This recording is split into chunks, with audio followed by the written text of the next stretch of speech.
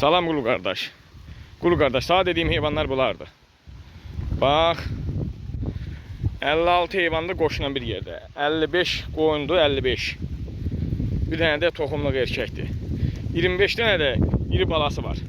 Bax, bu yunlu heyvanların, yunlu quzuların hamısı balası halində gedir. Bax, bunun özüdür. Bunlardır. Nə qədər yunlu quzu varsa onlar quzu halində gedir. Deyə bunun özüdür. Deyə bunun özüdür. Topa da bir yerdən verərəm 4.40'a. Balalı, qoşdu, moşdu. İçində yaşlı heyvan yoxdur Qulu qardaş. 2 dənə atdan kəsiyi var. Demək olar ki, yaşlı heyvan yoxdur. Qoçun özü də deyə budur. Deyə qomlar qoç.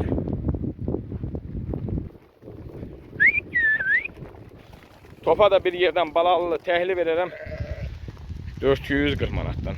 Nə qədər içində belə şişək var Qulu qardaş. Bax, şişəkdir. İndi başını çıxırdana sənin şişəkdir. Deyə qomlar kölə şişəkdir. Deyə bunun özü şişəkdir. Var, içində şişək heyvan çoxdur.